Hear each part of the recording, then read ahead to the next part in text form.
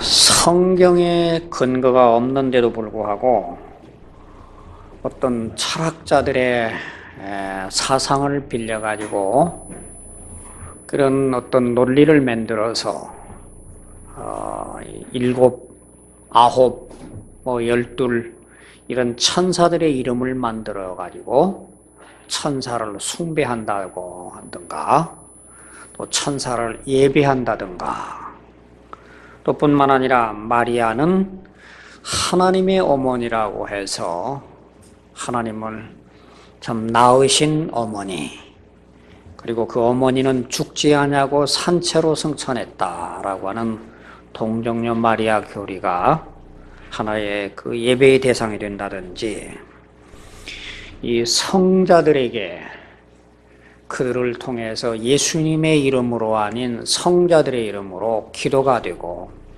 또 성자들의 이름으로 예배가 되는 형태란다든가, 또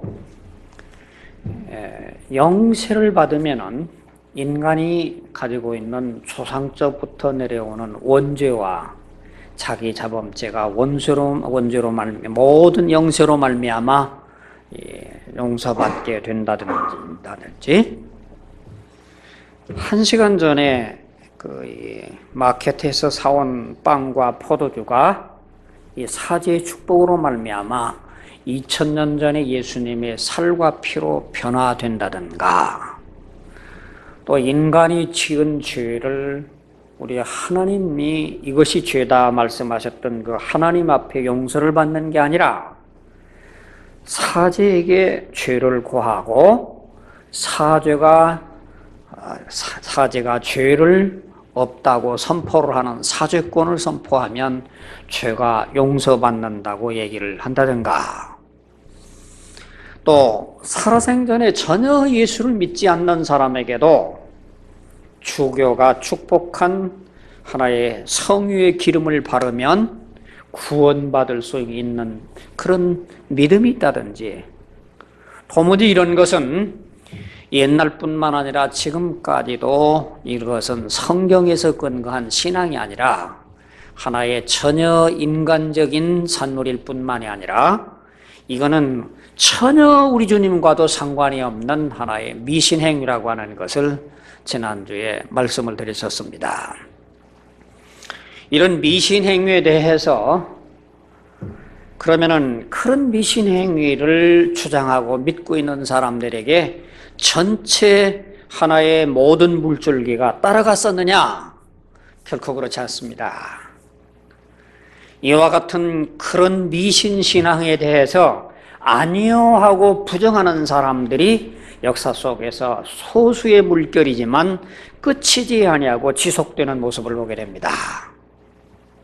이 사람들을 우리는 칭하기를 갖다가 분리주의자다, 이 세파리스트라고 그렇게 분리해서 얘기를 합니다. 그런데 역사의 기록이라고 하는 것은 항상 이렇게 소수의 분리주의자들에 의해서 기록되어지는 것이 아니라 역사의 큰 물줄기를 이끌어가고 있는 성자들에 의해서 기록이 되어졌고, 역사의 모든 남은 유산들이라고 하는 것은 그 당시 주체 세력이라고 하고 주권을 잡은 사람들에 의해서 판정이 된 기록이 오늘날 우리가 가지고 있는 자료들입니다. 그렇다고 하면 이 역사의 물줄기를 잡고 있었던 큰 물줄기에 역사의 승자가 된 사람들은 자기들의 주장과 자기들의 판단과 자기들의 교리에 맺지 않는 이런 미신 행위에 대해 저항하고 반대하고 불복하는 사람들을 전부 이단이라고 매도를 하고 역사 속에서 이 사람들을 완전히 하나의 죄시켜버리는 역사의 기록이 오늘 우리가 가지고 있는 자료입니다.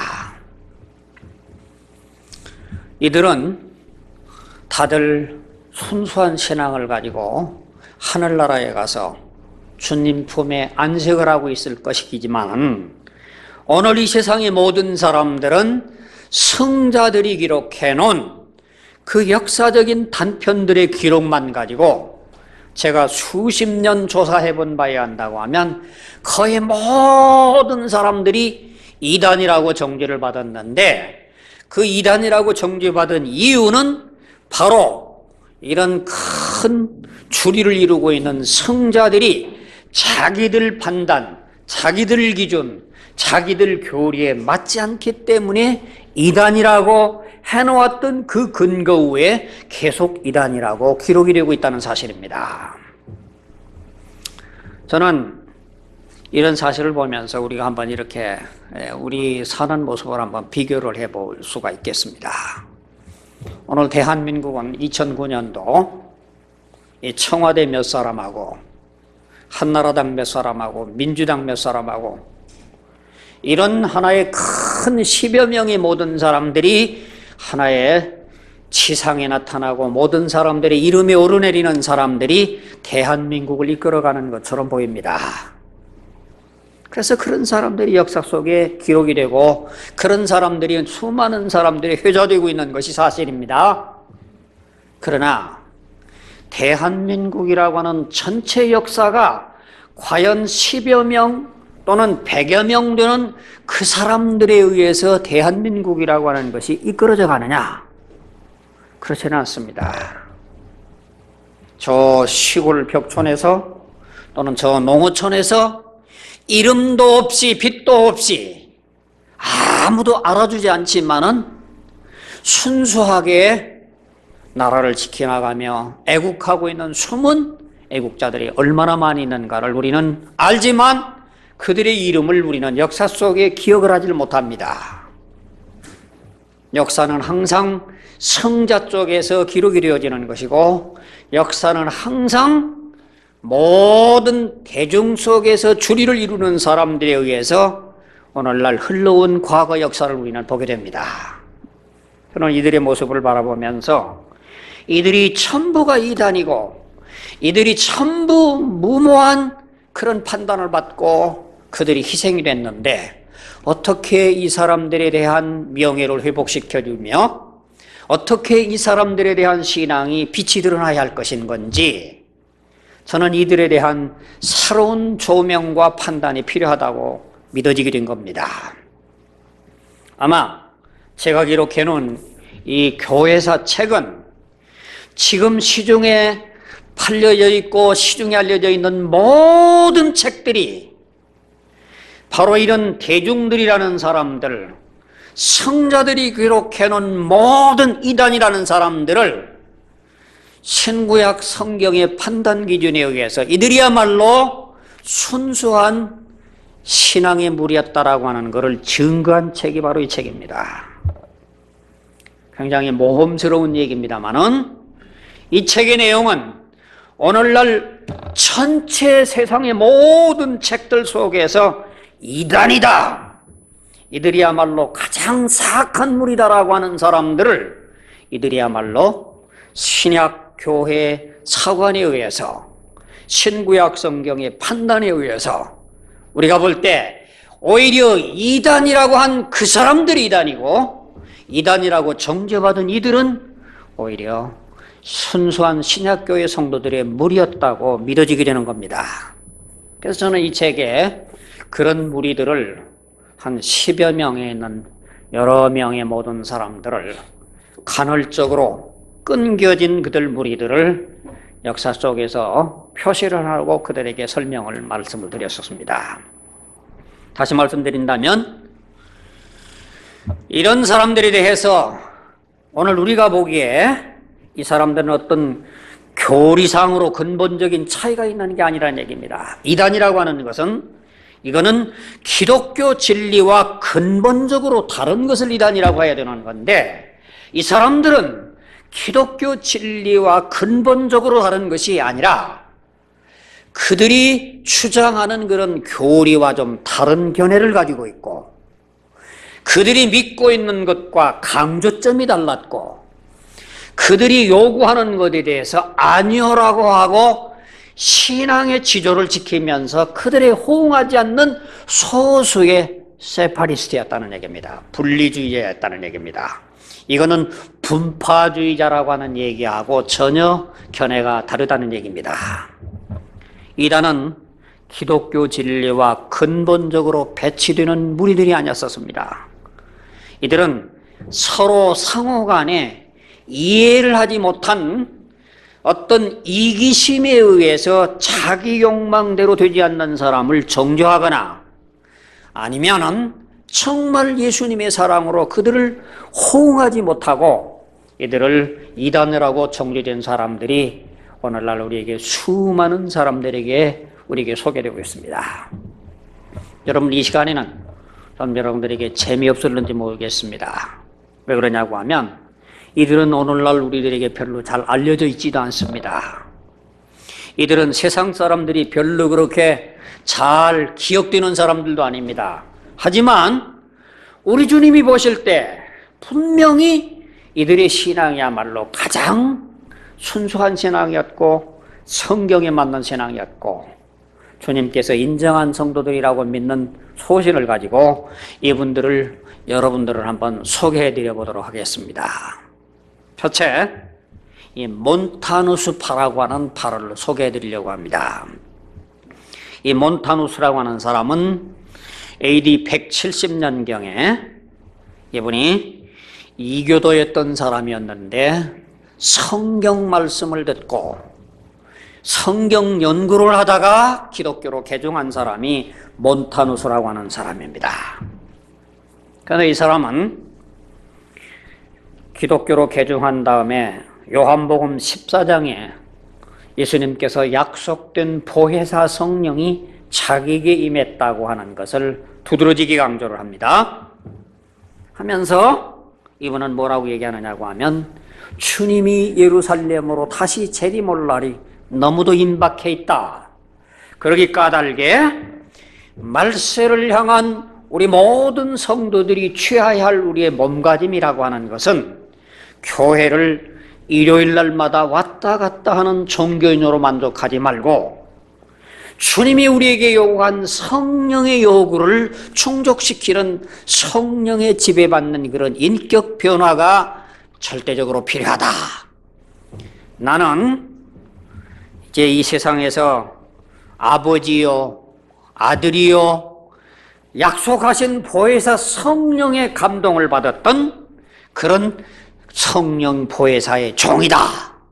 이런 강조를 하면서 이런 성령의 지배를 받는 우리들은 이 세상에서 철저한 분리된 생활을 해야 되겠고 좀 더 하나님의 말씀 앞에서 세상 사람들이 누가 봐도 저 사람은 예수 함께하는 사람이라고 그렇게 인정받을 수 있는 삶이 달라져야 되겠다고 하는 것을 강조하게 되면서 이분에게 있어서는 세상의 종말, 엄격한 윤리, 성령 충만한 삶 이런 것을 강조하는 모습을 보게 됩니다. 그런데 AD 170년의 이 무렵에는 이미 기독교가 점점 하나의 세속화되어져 가면서 이제는 이 모든 종교적인 생활로 굳어져 가고 타성으로 굳어져 가는 이런 신앙생활 하던 사람이 예수를 믿으면은 편하게 믿지, 예수를 믿으면은 그냥 보통으로 믿는 거지 왜 저렇게 별나게 믿어가지고 금식을 하며 또는 별나게 신앙생활을 하며 성령의 지배를 받는 어떤 변화를 요구하며 저렇게 별나게 예수를 믿어야 되는 건지 모든 사람들로부터 그렇게 호응을 받지를 못하게 됩니다.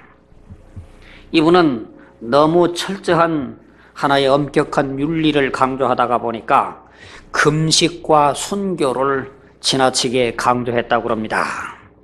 그리고는 결혼도 별로 찬성하지도 아니하고 한 번 결혼하고 재혼이라고 하는 것은 전혀 용납되지 않는다고 하는 철저한 금욕 생활을 강조했다고 합니다.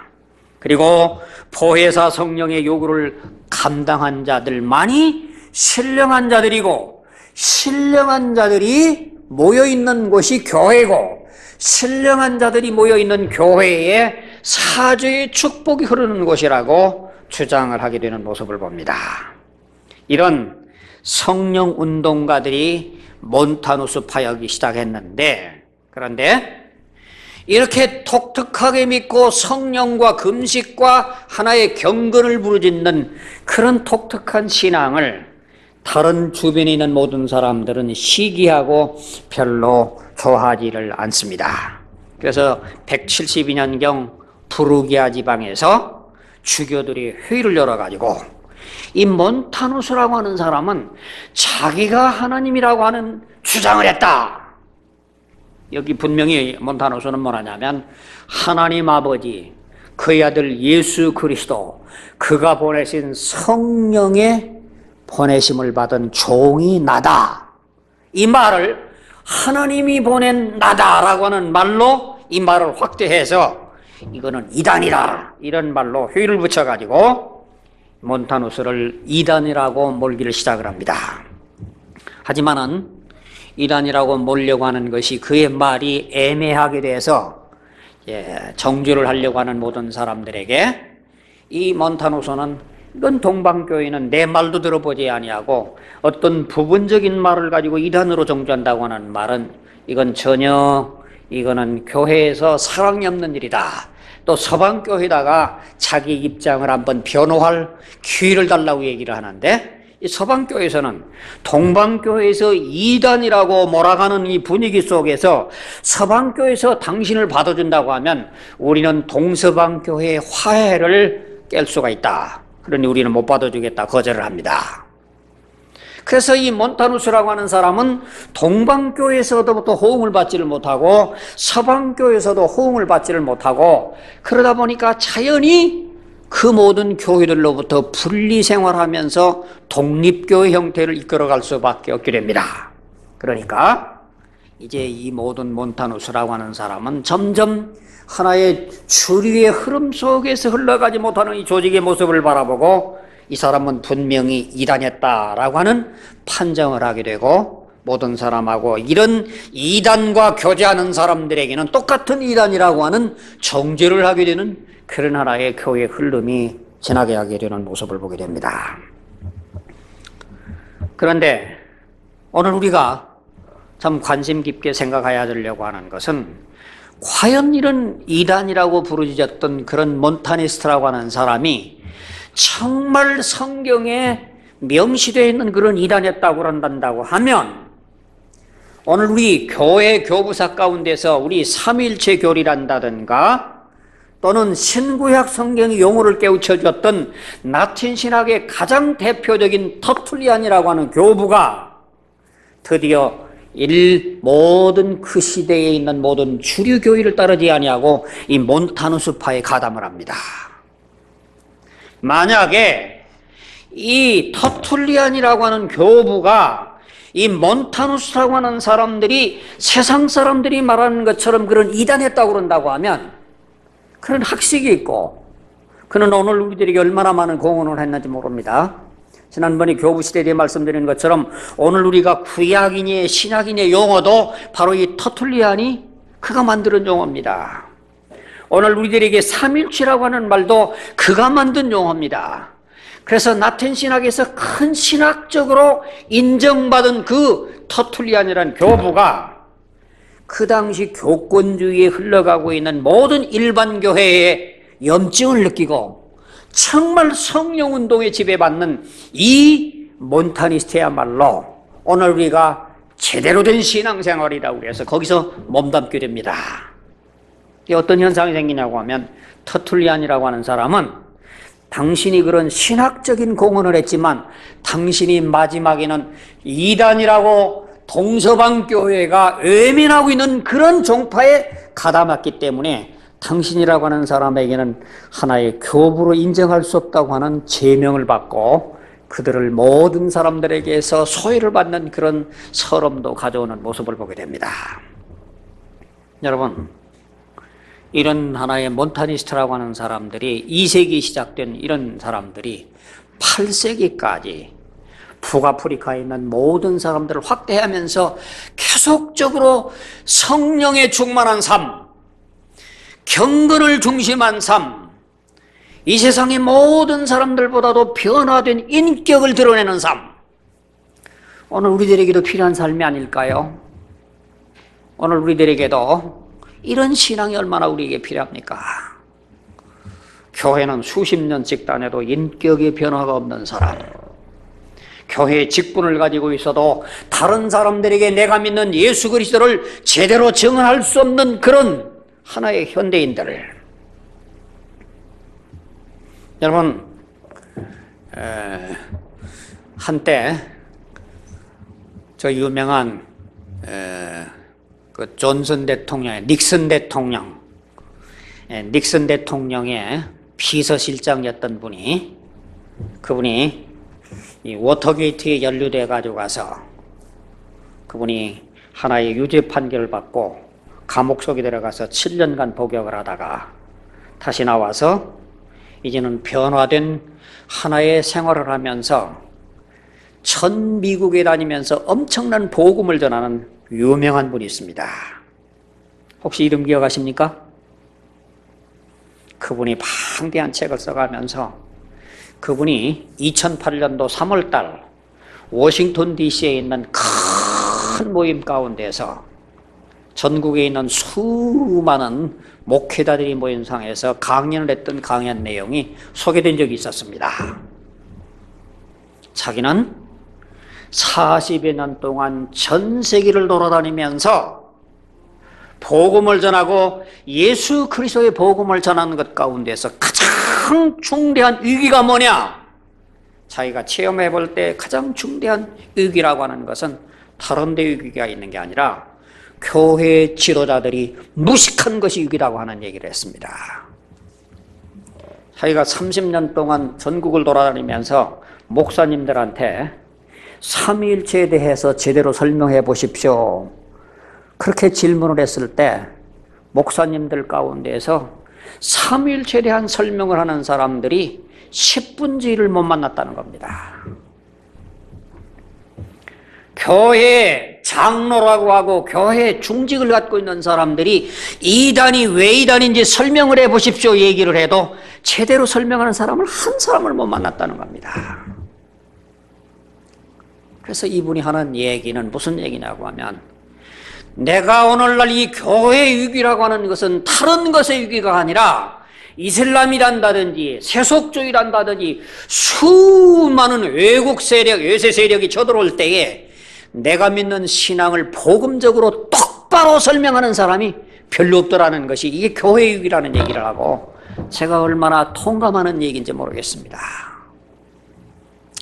오늘날 수많은 사람들이 교회라고 하는 이름을 걸어서 목회를 하고 교회의 직분을 걸어가지고 가서 수많은 사람들에게 사역을 하지만 자기가 믿는 신앙에 대해서 어떤 모습으로든지 설명할 수 있는 생명의 귀한 그리스도의 이 복음의 진리를 명료하게 뿐만 아니라 설득시킬 수 있고 지성인이든지 전문가든지 어떤 모습으로도 우리들에게 이게 변화시킬 수 있는 준비가 되어 있느냐는 얘기입니다.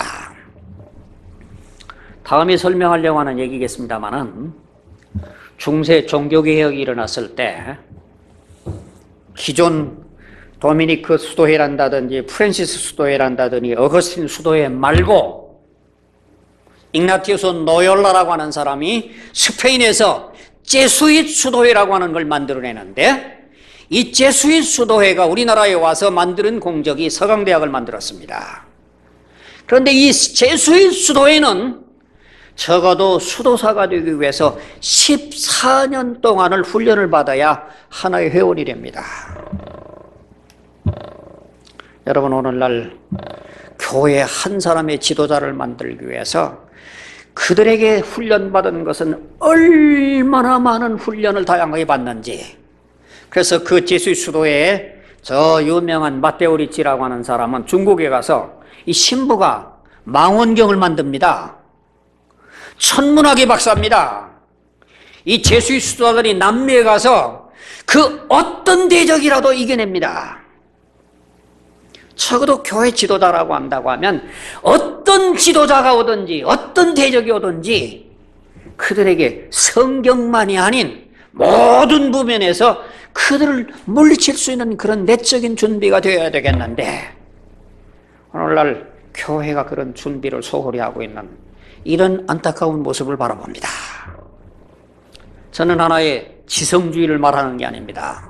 적어도 이런 교회에서 이 몬타니스트라고 하는 사람들이 복음을 전하면서 그 사람들에게 정말 확고한 신앙을 전거할 때에 수많은 사람들에게는 2세기서부터 8세기까지 따라왔지만, 그런데 이렇게 지성주의를 반대하고 있고 교리주의를 좋아하고 교회 지상주의를 믿는 그 로마 가톨릭 교회는 이들을 계속적으로 정죄하고 역사 속에서 매도시키고 역사 속에서 매장시킨 채 오늘 수많은 교회 역사 속에 보면 몬타니스트, 이들은 만이교도였고 이원론자였고 이들에게는 전혀 하나님을 자기하고 믿었던 하나의 이단이었다.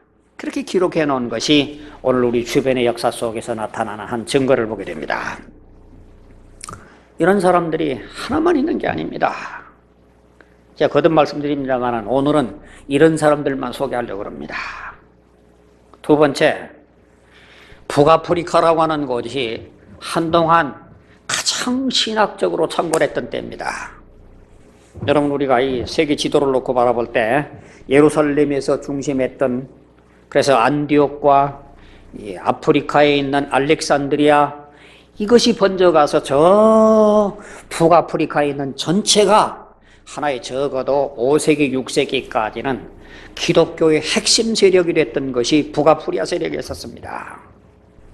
이 북아프리카에 또 다른 분리주의 운동이 일어나게 되는데, 이 운동의 시작은 교회가 황제들의 핍박을 저하하는 데서부터 일어나기를 시작을 합니다.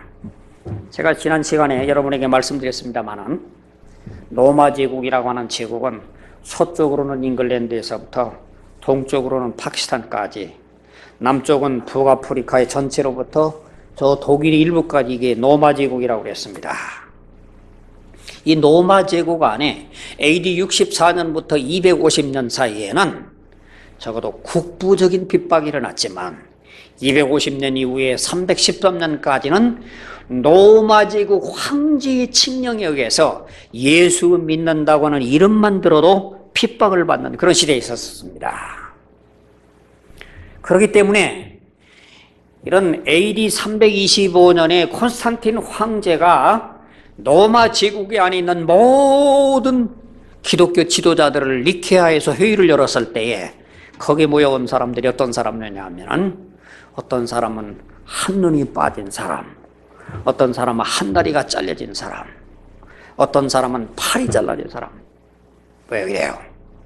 이들은 예수 믿기 때문에 고문을 받다가 불구자가 된 지도자로서 회의에 참석했던 사람입니다. 제가 우리나라의 독립선언서를 제창을 한 33인 가운데 한 사람이었던 이갑성홍이라고 하는 분을 만난 적이 있습니다. 그분이 뭐 말을 잘하는 게 아니라 그분의 모습을 보면 이 뒤통수가 일본 사람들이 얼마나 여기를 그저 고문을 했던지 간에 이 뒷목이 주먹 2개가 들어갈 만큼 푹 들어가서, 그분이 말을 잘하는 게 아닙니다. 그분이 어떤 무슨 유창한 말보다도 그가 대한민국을 위해서 수많은 고통을 당하는 그 모습이 모든 보는 이로 감동을 주는 그런 하나의 이갑성홍을 본 적이 있습니다. 여러분, 이 325년에 이렇게 핍박당한 수많은 사람들이 그들이 쩔뚝거리면서 불구가 된 가운데에서 이제는 이 모든 황제들의 핍박을 벗어가지고 가서 자유롭게 예수 믿게 하기 위해서 찾아온 그 기쁨을 누렸던 것이 니케아 처음 회의였었습니다. 그런데 요 무렵에 310년 전후에 해서 교활한 하나의 기회주의자들이 많이 등단했던 역사를 우리는 교회 역사에서 보게 됩니다.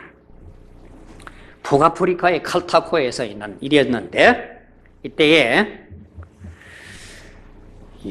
멘수리우스라고 하는 칼타코에 있는 감독이라고 하는 사람이 있었습니다. 멘수리우스. 그런데 이 감독이 죽자 이 칼타코의 주교였던 펠릭스라고 하는 사람이 카키아 킬리아누스라고 하는 사람을 감독으로 임명을 하게 됩니다. 좀 이 사람 이름이 좀 복잡합니다만은, 그런데 새롭게 칼타코의 감독이 된 이 펠릭스라고 하는 사람은 어떤 사람이냐고 하면, 바로 311년에, 이 313년이라고 하는 것은 콘스탄틴 황제가 기독교를 로마의 국교로 인정을 하는 시기인데, 한 2년 전에 황제들이 핍박에 의하니까 칼타코의 펠릭스라고 하는 감독이 사람들이 보는 앞에서 이 성경을 불태워버리고, 그리고는 교회당 앞에 있는 성상을 파괴해버리고, 그리고는 예수를 안 믿겠다고 공개적으로 그렇게 자기 신앙을 배신했던 사람이 펠릭스라고 하는 사람이었습니다. 그런데 이 칼타코 펠릭스라고 하는 이 사람을 이제는 그 사람이 이제는 새로운 주교를 이제 임명을 한다고 하는 일에 대해서, 야, 세상에 핍박받을 동안 안에 우리가 눈에 보이는 대로 결정적으로 예수 그리스도를 부인했던 그런 배교자가 핍박이 끝났다고 해서 311년에 그랬다가 핍박이 끝난 313년이 돼가지고 그 사람을 성직자라고 인정하는 것이 옳은 거냐라고 하는 문제가 제기되기 시작했습니다. 아마 이 문제라고 하는 것은 그렇게 큰 문제가 아닐 수 있는 문제지만, 그 당시 하나의 전체 국민의 정서로 바라볼 때는 굉장히 심각한 문제였어요. 여러분 한번 이런 생각을 한번 생각해 보시기 바랍니다.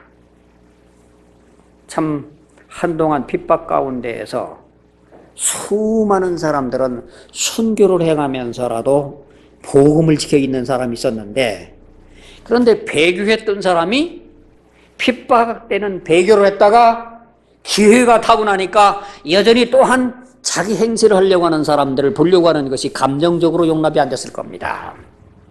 그래서 수많은 사람들이 이 펠릭스 주교라고 하는 사람은 그 사람이 안수하고 그 사람이 임명한 주교의 모든 임직식이라고 하는 것은 효력이 없다.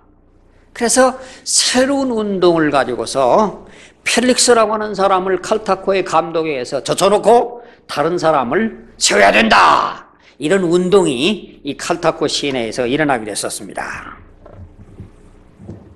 그런데 이런 운동 가운데에서 이게 싸움을 양쪽에서 벌이게 된다고 하면 제3자가 반드시 개입하게 되어 있는데, 자, 칼타코 교회 안에서 성직자들 사이에서 어떤 핍박 가운데서 배교한 사람들에도 인정해야 된다라고 하는 다수, 아니다! 이런 사람에게는 도저히 용납할 수 없다고 하는 진실성을 깨닫는 소수, 이런 두 가지 양파로 나타날 때에 누가 등장하느냐고 하면 콘스탄틴 황제가 정치적으로 판단을 해보는 겁니다. 옛날이나 지금이나 정치라고 하는 사람들은 어느 데 교회의 순수성에 관심이 있는 겁니까? 자기 파에 더 유리한 사람에 더 관심이 있는 겁니까? 네? 네. 이 정치라고 하는 거는 정말 이거 정치하는 사람들에게는 매우 죄송한 얘기지만 정말 별 볼 일 없는 일입니다.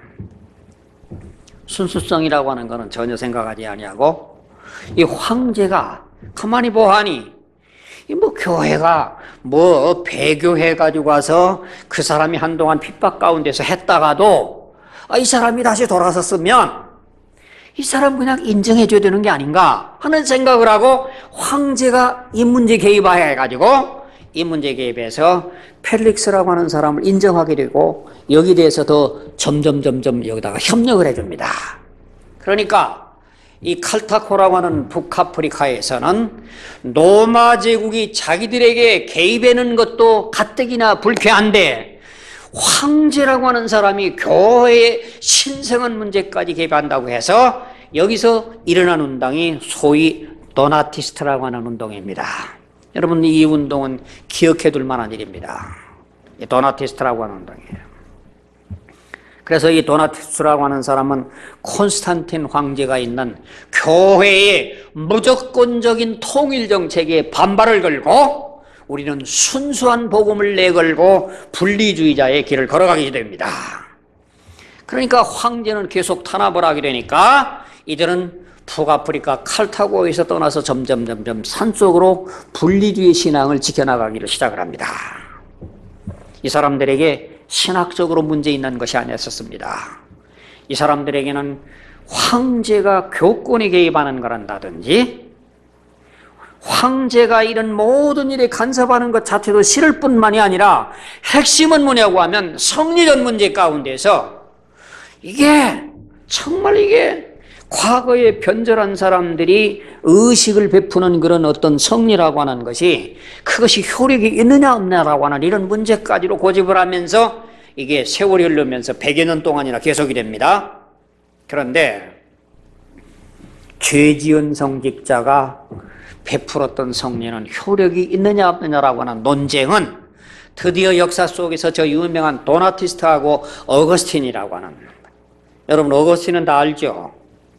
아마 여러분은 어거스틴이라고 하는 사람은 역사 속에서 가장 위대한 공헌을 남긴 사람이 그 여러 사람들 중 가운데서 어거스틴이라는 사람입니다. 이 사람들하고 대결을 하게 됩니다. 그래서 열띤 논쟁을 벌이게 됩니다. 그래서 이 도나티스트라고 하는 사람들은 교회의 순수성을 지키려고 한다고 하면 한 번 배교한 사람들이 그 사람들이 베푸는 모든 의식이라고 하는 건 효력이 없다. 반드시 회개하고 난 다음에 그들이 집행하는 의식이라야만 효력이 있다. 이럴 때 어거스틴이라는 사람은 이런 유명한 말을 합니다. 성례전이라고 하는 것, 그것이 세례식이었던 영세식이었던 주의 만찬이라고 했던 그 성례라고 하는 거는 그거는 어떤 베푸는 사람이나 받는 사람의 인격하고는 아무 상관이 없다. 심지어 마귀 사탄이 베푼 성례라도 성례는 제3자의 독특한 권위가 있기 때문에 성례전이 의미가 있다. 여러분 이 말을 어떻게 받아들이는지 모르겠습니다.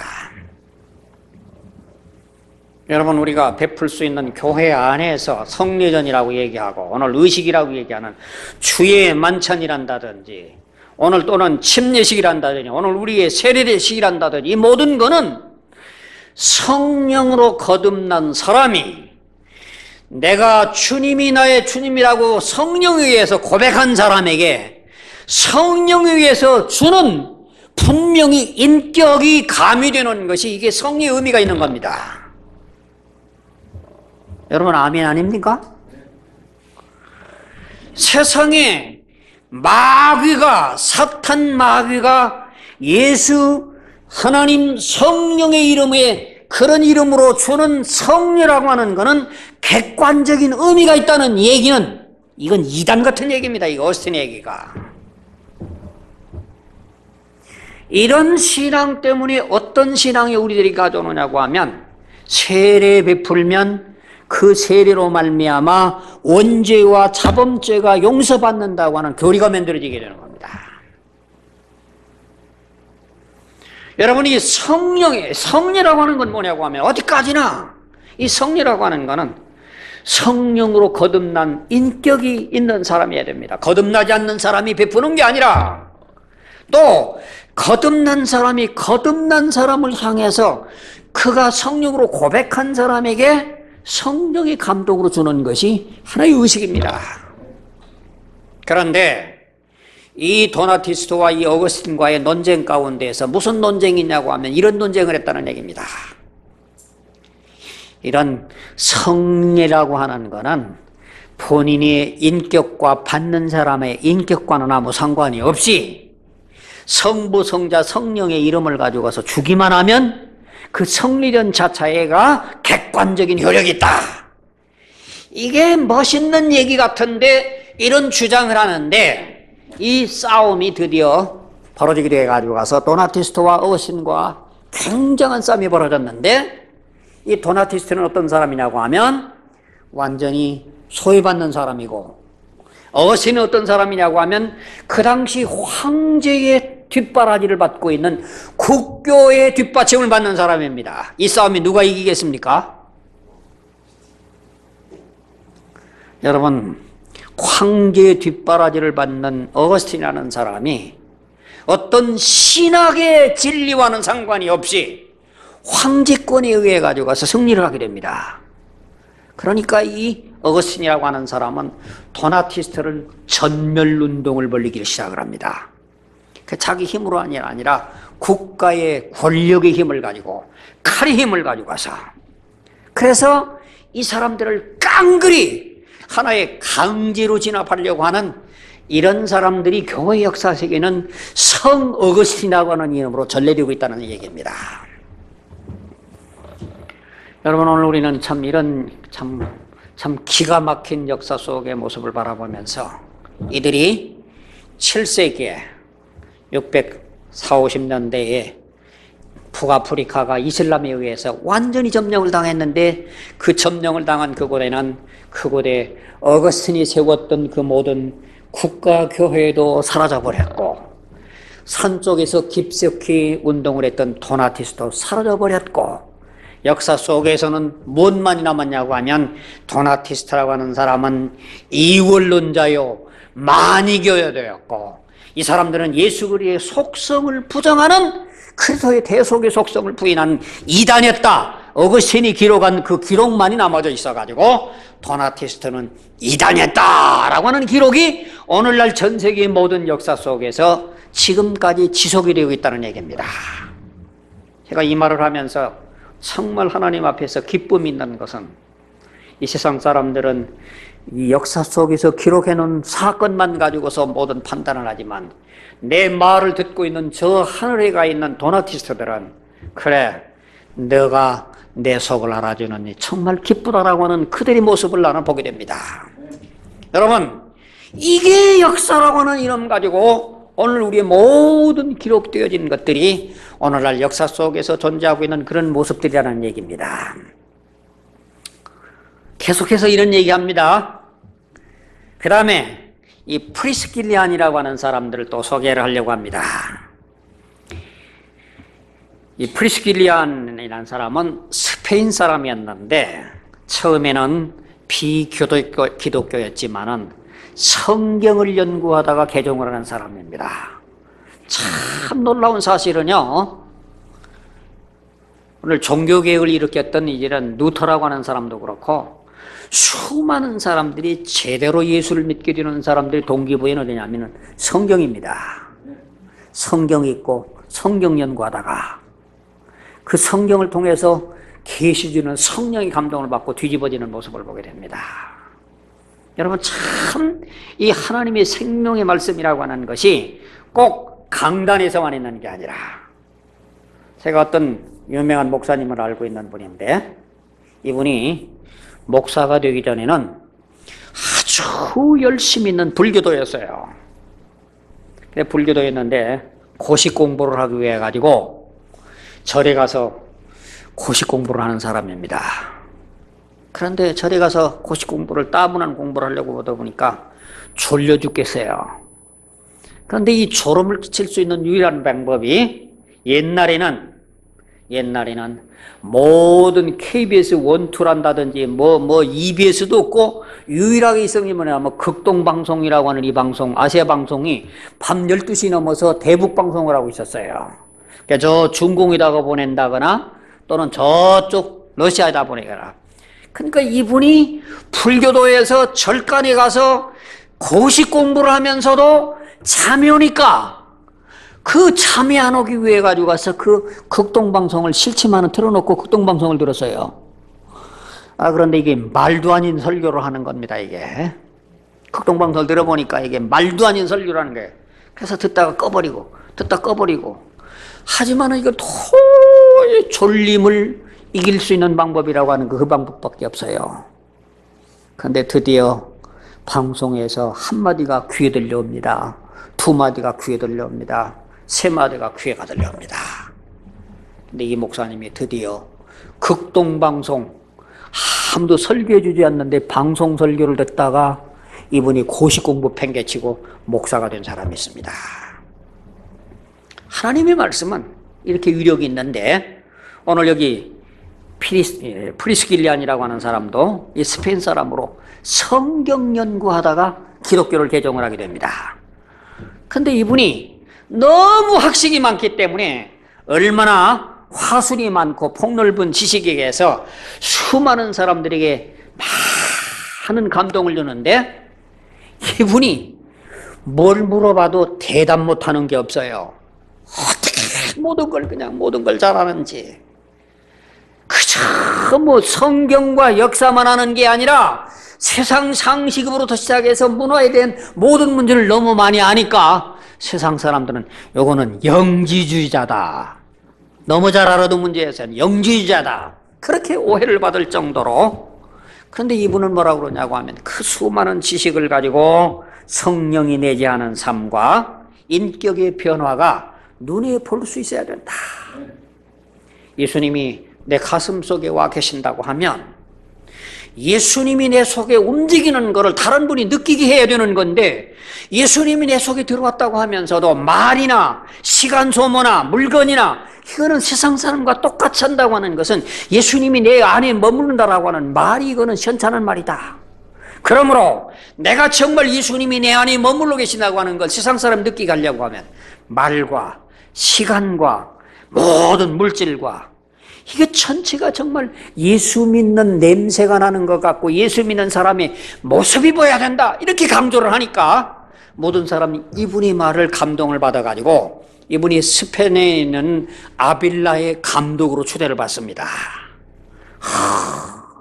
얼마나 명석한 설교를 하고 얼마나 유무 있는 화술로 설교를 하고 얼마나 박식한 설교를 하니까 교회가 꽉꽉 이 아빌라 도시에 모여듭니다.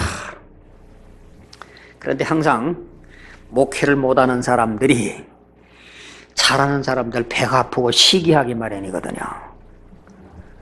그러니까 그 같은 곳에 계속 이분이 인기가 높아지니까 여기저기에서 이분에 대한 모함이 들어가기 시작을 하는데 포르투갈에 있는 누스티나 대감독 히타티우스라고 하는 사람이 사라고사 지방 대회에서 회의를 열어가지고 가서 목사님들 여럿이 모여있는데 뭐라고 얘기하느냐고 하면 저 지금 이제는 아빌라에 있는 프리스킬리아누 이 사람이 너무 많은 걸 아는 걸 보니까 이거는 영지주의자고 이 사람은 이원론자고 뭐 쓸데없는 어디서 주워들은 얘기 가지고 가서 이 사람을 씹어내기를 시작을 했습니다. 하지만 스페인 사람들은 전혀 그런 말에 동요를 하지 않았습니다. 그러니까 384년에 부르기아 지방에서 그 당시 평판이 좋지 않는 사람이 또 자기가 평판이 좋지 않는 것을 방어할 수 있는 것은 교회에 무엇인가를 내가 기여를 하고 싶어서 이타구스라고 하는 감독이 프리스길리아를 시기한 나머지 이 사람은 예배 때 마술을 행한다. 왜 그러냐? 사람들이 그 설교를 들어가면 흠뻑 빠지는데 이거 마술이 아니고는 이거 사람들이 그렇게 어떻게 정신을 놓고서 예배를 보냐? 이건 마술을 행한다. 이러고 시기를 했어요. 그래서 이제 성직자들이 어디 그럴 리가 있냐? 그러는데 이때에 이런 문제를 막시무스라고 하는 또 황제가 개입을 합니다. 그래서 이 황제가 개입을 할 때 자, 이 문제를 어떻게 수습할까? 자, 이 사람이라고 하는 사람이 진짜 옳은 사람이냐 아닌 사람이냐? 그래서 여론을 물어봅니다. 여론을 물어보는데 어중이 떠중이 다 목사라고 하는 사람들한테는 다 물어보면은 그 사람 그거 너무 지나친 사람이다 이런 사람 있고 그 사람 정말 본받을 사람이라고 하는 소수인 모습을 봅니다. 그러니까 이 황제가 어떡합니까? 누구 말을 들어요? 정치라고 하는 건 내가 이런 모습을 바라보면 참 더러운 모습을 봅니다. 더러운 모습을 보게 되는데 그래서 이 부진실하고 부도덕하고 무능하고 무식해서 안위를 추구하는 사람들이 다수인 그런 것을 포용하기 위해서 황제가 그들 편을 들기 시작을 합니다. 그래서 이 사람들을 드디어 회의 때에 이 프리스길리안이라는 사람은 이단이다 라고 하는 다수 결정에 의해서 결정이 됩니다. 그런데 이때에 이 이단이라고 하는 것을 정죄받으려고 할 때에 역사 속에서 양심이 있었던 뚜르 감독 마틴이라고 하는 사람하고 밀라노 감독이었던 암브로스라고 하는 사람은 이런 정석 옳은 사람을 갖다가 이 법정으로 세워가지고 가서 재판한다는 건 이건 도저히 안 된다. 그리고 황제에게 저항을 하다가 황제로부터 미움을 받아가지고 가서 아주 목회가 곤란한 일을 당하기도 합니다. 그런데 이 황제는 강압적으로 고문을 해가지고 드디어 내가 이단이었다라고 하는 걸 실토하도록 고문위에서 강제로 이 프리스길리안을 이단을 지조해 만들어버립니다. 그러고 난 다음에 막시무스라고 하는 황제도 죽었죠. 프리스길리안도 화형을 당해 죽었죠. 그러고 나니까 이 사람을 이단으로 몰랐던 그런 아주 못된 이타구스라고 하는 사람을 모든 스페인 사람이 봉기를 해가지고 그 사람을 감독직에서 내쫓아버립니다.